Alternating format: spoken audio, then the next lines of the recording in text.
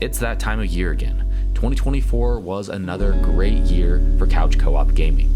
So let's talk about it.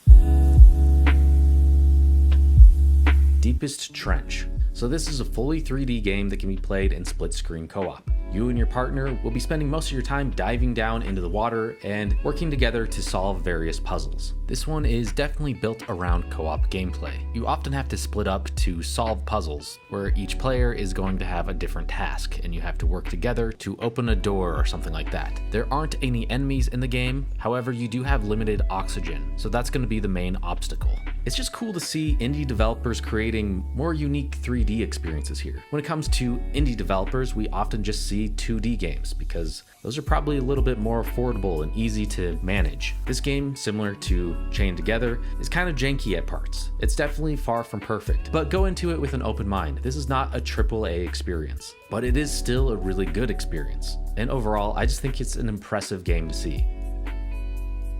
Frogun Encore is the follow-up to the indie game Frogun. This is pretty much an homage to PlayStation 1 and maybe Sega Saturn and Nintendo 64 era 3D platformers. And it does a really good job of recreating that kind of visual style. But the best part about this sequel is it added couch co-op gameplay. So now you can explore these levels with a friend. I'm always skeptical of 3D platformers as it doesn't always work that well with the camera. And this one's not perfect. I still notice some issues, but the overall visual style and the gameplay is just really solid. And if you're a fan of 3D platformers like Mario 64, Banjo-Kazooie, or Crash Bandicoot, you're definitely gonna enjoy this one.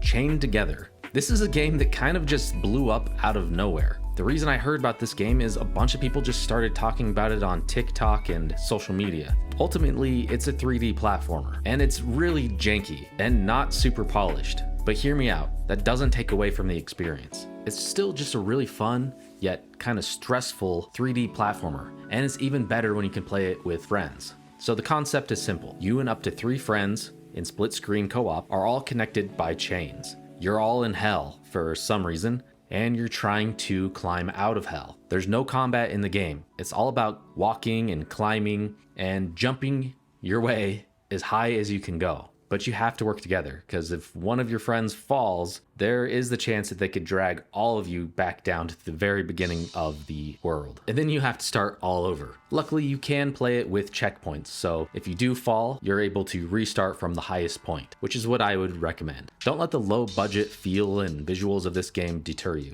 This is actually a really fun co-op experience. Another retro-themed beat-em-up that probably went under some people's radar is called Rumble Dragon. This one immediately stands out. Unlike all these other beat-em-ups that were inspired by 90s arcade games, this one takes its influence from Game Boy games, specifically Double Dragon 2 on Game Boy. At least that's what I'm seeing here. And that was an exclusive to the Game Boy, so it's a different game from the Double Dragon that came out in arcades and NES. And in my opinion, it's a really underrated game. Overall, they do a really great job of making this feel like a Game Boy game. The visuals are spot on. The soundtrack is really great as well.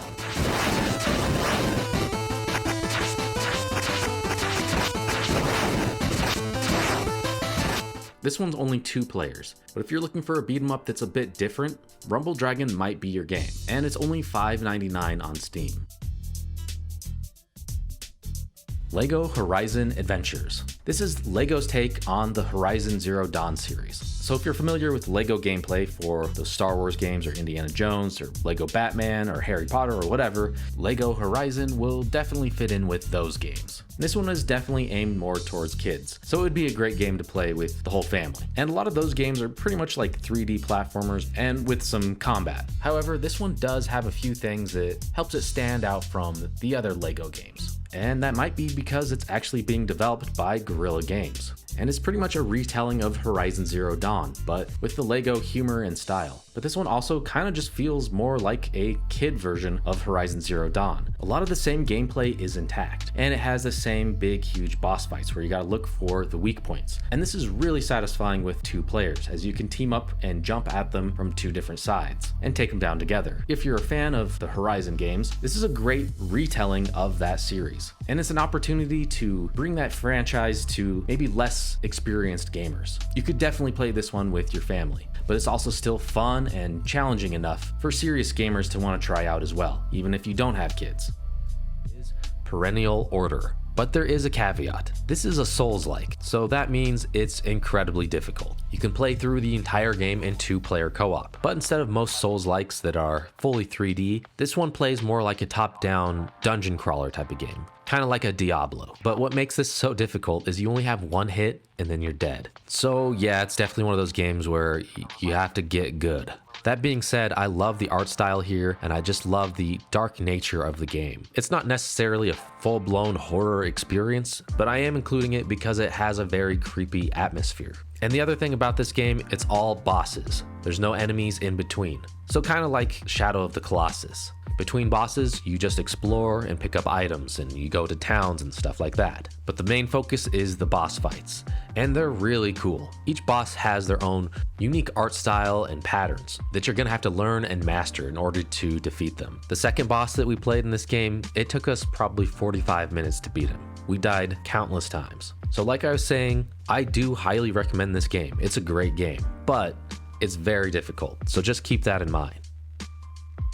One of the most anticipated beat-em-ups to come out this year was G.I. Joe Wrath of Cobra. If you grew up in the 80s or 90s, chances are you were a fan of the G.I. Joe franchise. So it's kind of wild that we never had a G.I. Joe beat-em-up like this back in the day. This would have been perfect for the arcades. Unfortunately, this game kind of had some mixed reviews. The main complaints being that it's just kind of a generic beat-em-up.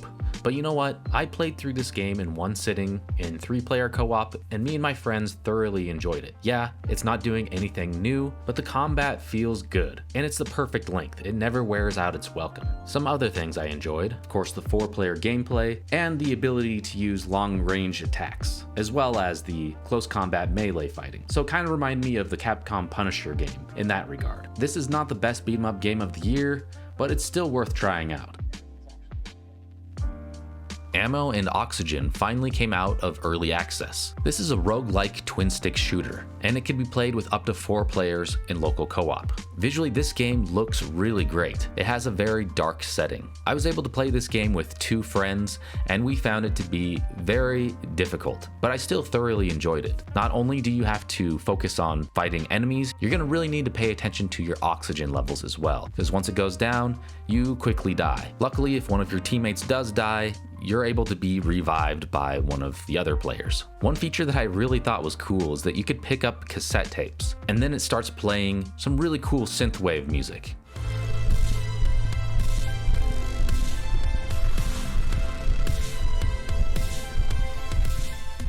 Up until that point, you mostly just hear atmospheric sounds, and that is really cool for setting the mood as well. But the soundtrack is really cool too. This game is incredibly difficult, but if you can get 3 friends together, it's definitely worth trying.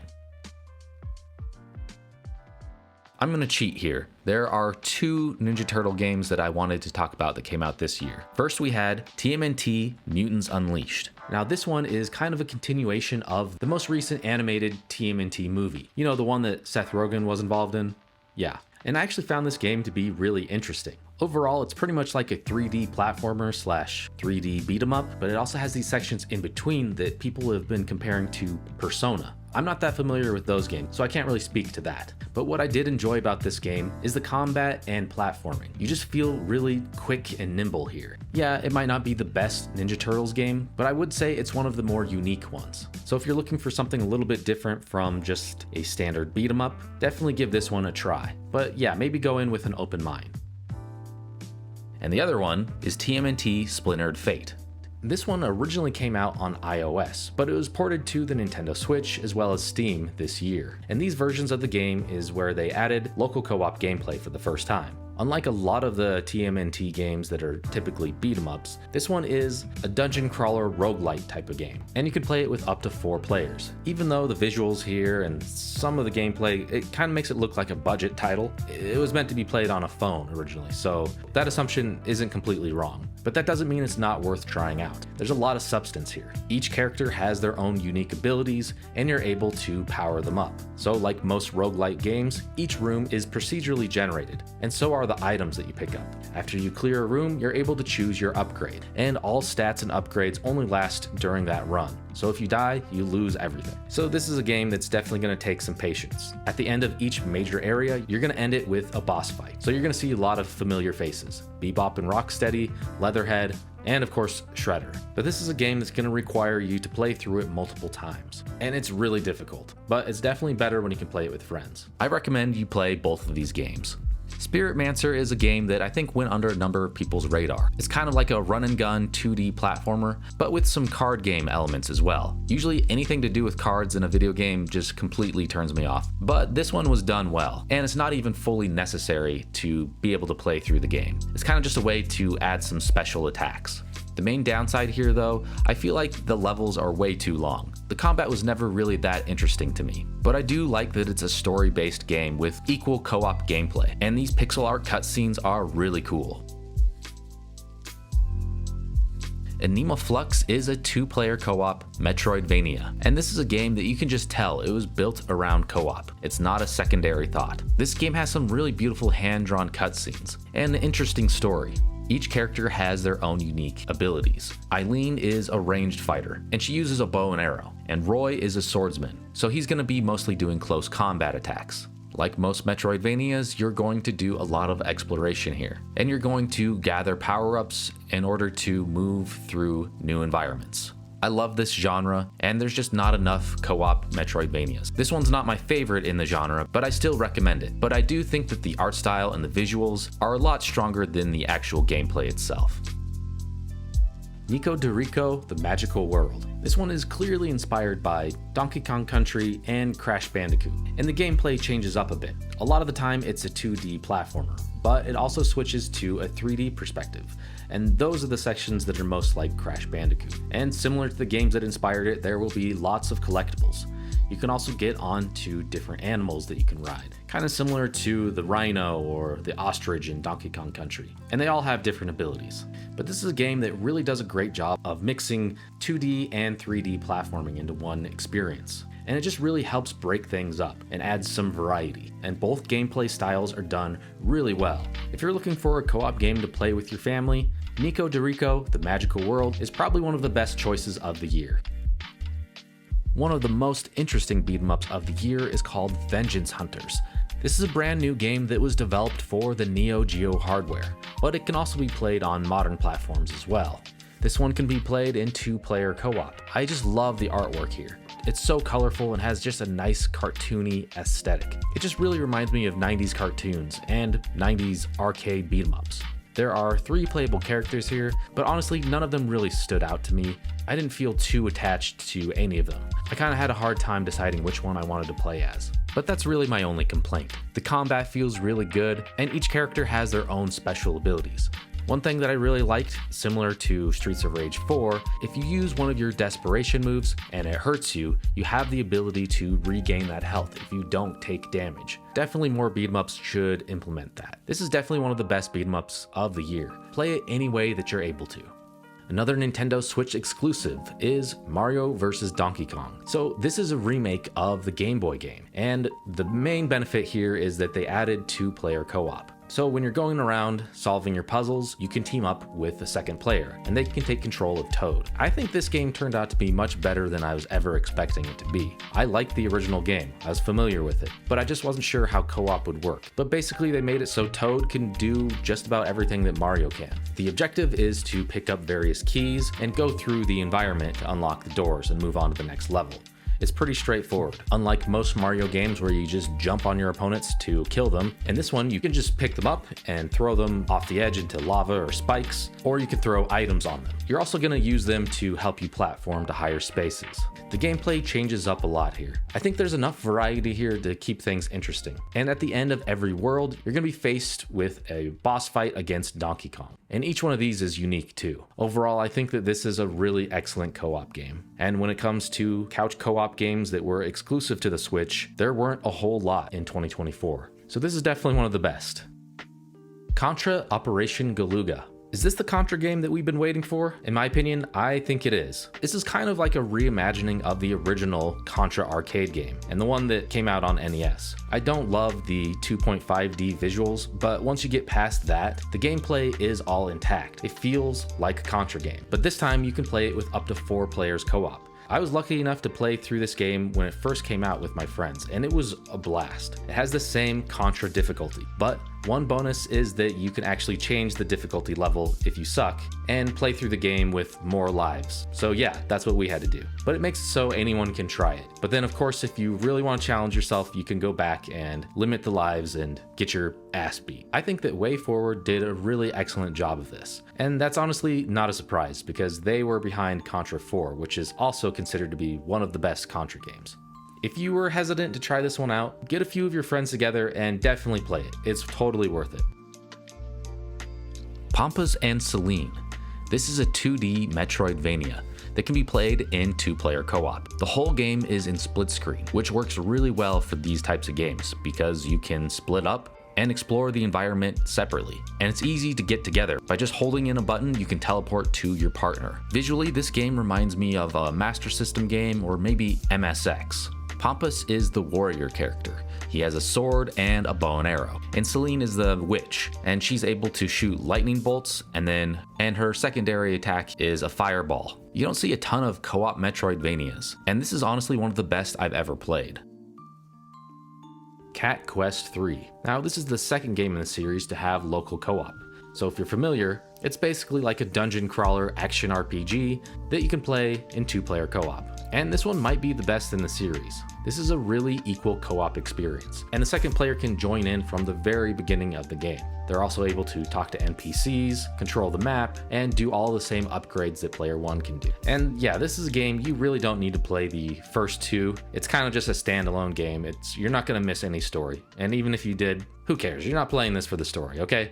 It's just a cute, fun action RPG that you can play with a friend. And yeah, this is another one that you could definitely pick up and play with your family. Rugrats Adventures in Gameland. I was obsessed with Rugrats as a kid. It was one of my favorite childhood cartoons. And when it came to Rugrats video games, none of them were really that good. So when this game was announced, I was really excited. Not only was it released on modern platforms, it also came out on the NES. So that was really cool to see as well. It kind of plays like a mix between DuckTales and Mario 2, I would say. Maybe with some Chip and Dale Rescue Rangers as well. When you play on modern platforms, you're able to switch it to the 8-bit look as well. And you can change it on the fly, so that was pretty cool. And I definitely prefer that look. You can play as 4 characters, all of the babies. You got Phil, Lil, Chucky, and Tommy. And each of them have their own unique abilities. And you're able to switch between them on the fly in order to get past certain obstacles. This is really a top-tier NES homebrew. And if I didn't know any better, I would think that this was a late release NES game. Everything about it is great. I highly recommend you play this game. Earth Defense Force 6. Yeah, so this is the 6th game in the franchise, but this is a series which has consistently included split-screen co-op gameplay, all the way back to the PS2. If you're not familiar with the Earth Defense Force series, let me break it down for you. It's basically a third-person shooter, and you fight a variety of alien bugs, frogs, ants, and stuff like that. At the beginning of each mission, you're able to choose your class, which all have their own unique weapons and abilities. My favorite is this girl with the jetpack. You could just fly around all over the place. It's awesome. And this is all done in a B-movie type of style. Yeah, Earth Defense Force 6 doesn't necessarily add anything new to the series. It still has that low-budget type of feel. But that's not a bad thing. That's kind of what the series is known for. And yeah, just like all the other games, you can play through the entire story mode in split-screen co-op. I don't know if this game is worth the $60 price tag, but if you can find it on sale, I think it's definitely worth trying out. Dataman is a new game that was just released on the NES. It's not unlike Smash TV or Alien Syndrome. It's a top-down, single-screen run-and-gun shooter. Unlike most games, the players don't have any life, so you can't actually die. The goal of the game is to protect the chip in the middle of the screen, which looks like a motherboard. The enemies all go there trying to destroy it, and whenever the enemies inflict damage to the chip, there's a little flicker on the screen. And at first, you might think that your NES wasn't plugged in properly or something, maybe there's a glitch in your ROM. It's actually a pretty cool effect. This is a nice touch, and if you do end up losing, you get an error screen. Which again, I've never seen this done on an NES. It's really cool, and it goes along with the theme of data and computers and stuff. You're able to throw bombs, and you're also able to increase your firepower by filling up the meter in the top left corner of the screen. So when your character does take damage from an enemy, instead of losing life, your meter just starts to decrease. You want to destroy the enemies and pick up the items that they drop. I'm not really sure what these are, but they fill up the meter. There's also some really cool boss fights as well. This is another top tier co-op NES game. If this came out back in the day, it would probably be a classic. Overall, this one is highly recommended. UFO 50. If you don't know, it's a collection of 50 games, all with an 8-bit style that span a variety of genres. There's a total of 11 co-op games in this collection. These are all the games with co-op. Bushido Ball, Caramel Caramel, Alphazar's Hat, Fist Hell, Hot Foot, Kick Club, Mooncat, Mortal, Mortal 2, Ninpek, and Seaside Drive.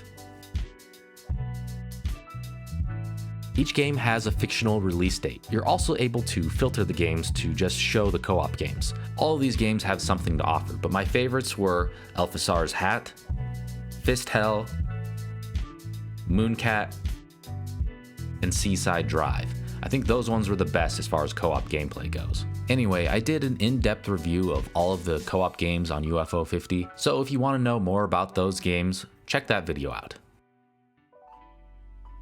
Abathor is a 2D action platformer. This one has been ported to pretty much every modern platform. It definitely has some Golden Axe vibes, but it's a platformer, not a beat 'em up. And you can play it with up to 4 players co-op. And I think that's where the game really shines. It might feel a little bit generic and uninspired if you're playing it single player, but add in a few friends, it definitely elevates the experience. There are 4 playable characters, and they each have their own unique abilities. The first player is like a barbarian. He has just a normal hack and slash melee attack, as well as a dodge roll. Then you have the female character. She has a sword and a shield. Then you have this character that's almost like a ninja, and he has quick attacks, and he can do a jumping slash. And then you have this character who is the magic user. There's a lot of variety in levels here. Sometimes you're going to be climbing, sometimes you're going to be jumping, and in one level you'll be fighting on top of a flying bird. This is definitely an underrated game that came out this year, so I highly recommend you play it.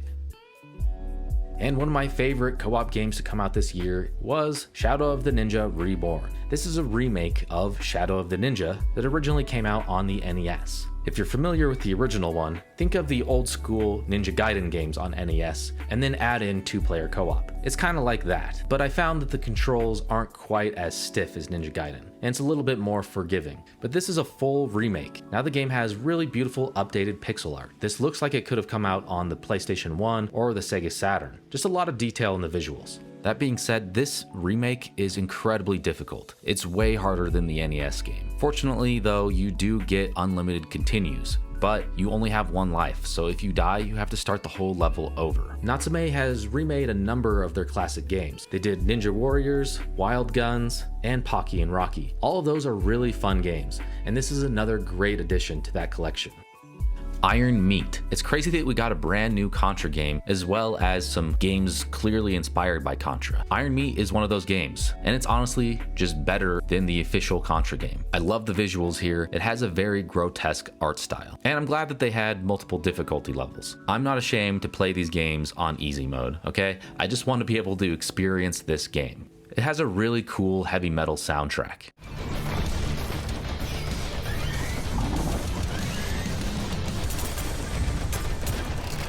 and I love these boss fights. I think that this is the best run and gun shooter that I've played since Blazing Chrome. It's just excellent.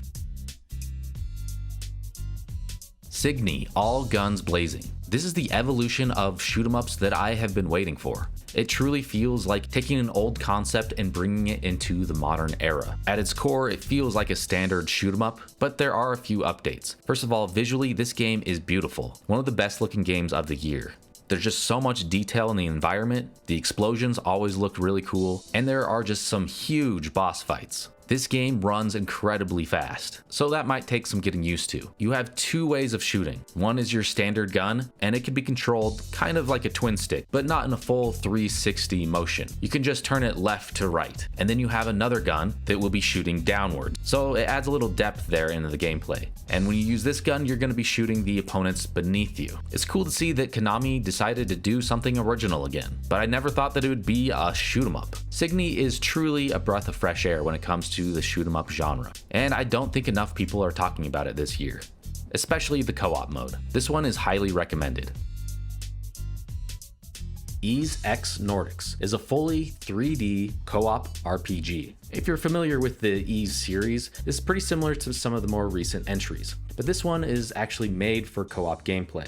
Unfortunately, you can't play co-op right from the start. You gotta play for at least an hour to two before it actually switches over to co-op, which is kind of disappointing because there is a ton of dialogue. So I just quickly skipped through all that as fast as I could to get to the part where I can play with a partner. So if you're able to skip it and you don't care about the story like me, it definitely saves you a lot of time. Anyway, once you get to the part where you can play in co-op, it's a really solid and equal experience. The combat feels good, and there's even co-op moves that you can pull off. There's tons of upgrades, you're able to go into the towns to talk to people and figure out what your next objectives are, and there's also plenty of dungeons that you're going to want to explore as well. If you're a fan of RPGs, I highly recommend this game. Couch co-op RPGs are pretty hard to come by right now, so this one definitely stood out to me. But just know, this is a very anime game, and there's tons of dialogue and tons of voiceovers and a lot of stuff that might be annoying if you're not a fan of anime. So feel free to just skip all of that and just focus on the gameplay itself, because that part is really solid.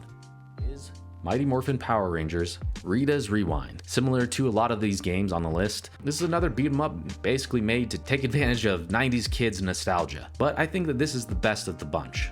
First of all, you can play it with up to 5 players, which is always really cool to see. I did not grow up with the Power Rangers. I saw it here and there, but I was not a big fan of it. I was more a fan of Dragon Ball Z and Ninja Turtles. However, I did always enjoy the Power Rangers video games, specifically Power Rangers the movie that came out on Super Nintendo. That's a really great game. But once again, it's just crazy that we never got an arcade Power Rangers game. And they just did an excellent job of making this feel like the arcade game we never got back in the 90s. There's just a lot of attention to detail here. The artwork is excellent. The gameplay feels really solid with a good variety of moves. But this one really changes things up a bit. It's not just an old school beat 'em up. There's sections that turn into a Space Harrier on-rails shooter type of game. And then there's big huge fights where you form into a Megazord and the camera shifts to first person. And in this section, each player takes turns taking control of the Megazord. The main gimmick of this game is the rewind feature. Basically, you'll get to these parts where you have this thing you have to destroy, and if you don't destroy it within the time constraints, then you rewind and have to try it again. So that definitely changes things up a bit. Unlike G.I. Joe and Karate Kid, which are totally decent beat 'em ups, but like I said, both of those games are just kind of generic. They don't really add anything new or really put in a lot of effort to make them stand out. That's not the case here. This one really feels like it was made with love. This was made by fans of the Power Rangers series as well as old school beat 'em ups. Everything about this game feels intentional. So not only is this one of the best beat 'em ups of the year, I think it's just one of the best co-op games of the year as well. I highly recommend you play Mighty Morphin Power Rangers Rita's Rewind. How about we talk about Cult of the Lamb? So this game did not come out originally in 2024, but they did add local co-op this year. So that's why I want to talk about it. So basically, this is a hack and slash roguelite. The levels are procedurally generated, as are the weapons. But then those areas are broken up by base building gameplay, and each part kind of contributes to the other. When you're in the dungeons fighting, you're able to grab more resources and recruit new cult members. And then when you're back at the camp and you're doing your base building, you're able to upgrade your stats by participating in cult activities, I guess. In the dungeon crawling parts, you're going to go through various stages where you're going to fight a number of mini bosses. Once you fight 3 mini bosses, then you will fight the main boss. And there are 4 total. And then when you go back to your base, there's some crafting, there's cooking, you're basically taking care of your cult. Anyway, it's all very interesting and unique. I love this game, and I think it works really well as a co-op game. So I'm really glad that they added that to the game. But my favorite 3D co-op game of the year is Brothers: A Tale of Two Sons, the remake. I've talked about the original Brothers game numerous times on this channel. It was not originally a co-op game, but the Switch port allowed you to play it in co-op. But originally, you're supposed to control both characters with one controller, and each character was designated to the left and right thumbstick. And that's kind of what made the gameplay unique. But I always felt that this game would work really well as a co-op game. I played through it by myself, but then I played through it in co-op on the Nintendo Switch version a couple times as well. But then finally the remake happened, and every single port of the game included the co-op gameplay. And it's a pretty faithful remake of the game. The gameplay is all intact here. It just has a fresh coat of paint. The visuals look really solid, with lots of detail. If you're able to play this in 4K with HDR, I highly recommend it. It's a really beautiful game. This is a time where just big 3D worlds with a story is pretty rare to include co-op gameplay. So whenever something like that happens, it always gets my attention. But yeah, Brothers, any way you play it, is just one of my favorite gaming experiences ever. And being able to play this emotional story with a partner, I think really elevates the experience. So for that reason, it's my #1 co-op 3D game of 2024. Sea of Stars. I know that this game was originally a single-player experience, but as of November 12th, the DLC titled Dawn of Equinox was released. This update allows you to play through the entire story in 3-player local co-op. And this is what I've been waiting for. I remember when this game was originally announced on Kickstarter, and co-op was one of the features that they talked about. But when it came out, it was for some reason missing. So I'm really glad that they finally came around and added it. I love RPG games, and there's just not enough co-op RPGs. Everything about Sea of Stars is exactly what I would want in a co-op game. I love the visuals, the active turn-based combat kept my interest, and it's just a really long story-based game built around co-op. This might just be one of the best co-op games of 2024. So there you go. There are 30 couch co-op games that came out in 2024. What are some games that we missed? And if you enjoyed this video, check out this bonus video that I put together, where we talked about 30 more couch co-op games that you might have missed in 2024. Thanks for watching.